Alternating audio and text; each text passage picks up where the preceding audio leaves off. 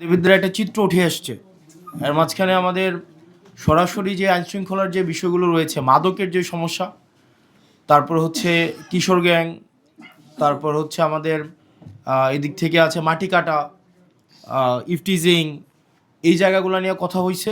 এক্ষেত্রে আমরা আমাদের ওসি মহোদয়ের দৃঢ় ভূমিকা আমরা প্রত্যাশা করি এবং ওসি মহোদয়ের কাছ থেকে আমরা প্রত্যাশা করি যে ওনার যে অফিসাররা আছেন, ওনার জুনিয়র অফিসার বা ওনার যেই ওয়ার্কফোর্স আছেন, উনি এটার শতভাগ ইউটিলাইজ করবেন এবং উনি স্বপ্রণোদিত হয়ে ওনার যে আইনগত জায়গা থেকে উনি আইনগত পদক্ষেপ নেবেন।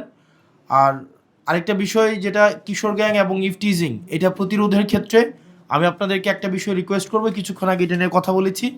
আপনারা শান্তি রোড এবং দেবিদ্বার যেই নিউ মার্কেট থেকে শুরু করে নিউ মার্কেটটা আপনারা সিসিটিভির আওতায় নিয়ে আসেন, তাইলে আমরা কিশোর গ্যাং এবং হচ্ছে ইফটিজিং প্রতিরোধে আমরা একটা দৃশ্যমান একটা পদক্ষেপ নিতে পারবো। আর ওসি মহোদয়কে অনুরোধ করব, আপনার যাদের যে অফিসারদের সম্পর্কে ইতিমধ্যেই ঘুষ, লেনদেন, বিভিন্ন অবৈধ হচ্ছে বিষয়ের অভিযোগ এসছে, আপনি তাদের বিরুদ্ধে ব্যবস্থা নেবেন। একই সাথে সাথে মাটি কাটার বিষয়ে আপনার আরও দৃশ্যমান পদক্ষেপ আমরা প্রত্যাশা করি। আমরা গুমতি নদীতে আর যেন এক কোদাল মাটিও যেন না কাটে, সেই বিষয়ে আপনি ব্যবস্থা নেবেন। টোটাল 5টা পয়েন্টে মাটি কাটা হয়। এই 5টা পয়েন্টের একটা পয়েন্টে যেন আজকে থেকে, গতকাল সাহস করে নাই, আজকে থেকে যেন এক কোদাল মাটিও যেন না কাটে এবং না কাটা হয়। কারণ কোনো এক কোদাল যদি মাটি কাটা হয়, এটার কিন্তু আপনাদের আইনগত দায়িত্ব আপনাদেরকে নিতে হবে। কারণ তাইলে আপনারা কোনো না কোনো জায়গায় প্রশ্রয় দিচ্ছেন বলেই ওনারা মাটি কাটার সুযোগ পাচ্ছে, অথবা আমরা বলবো এটা আপনার সমঝোতার ভিত্তিতে হচ্ছে।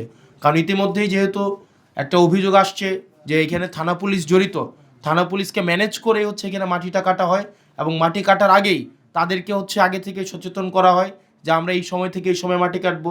দেখা যায় এসিল্যান্ড মহোদয় আপনার ওই পুলিশকে যাইতে যাইতেই আপনার দেখা যায় পুলিশ আবার হচ্ছে জনশ্রুতি আছে যে পুলিশ আবার হচ্ছে ওই মাটি যারা কাটে তাদেরকে আবার একটু সচেতন করে দেয়।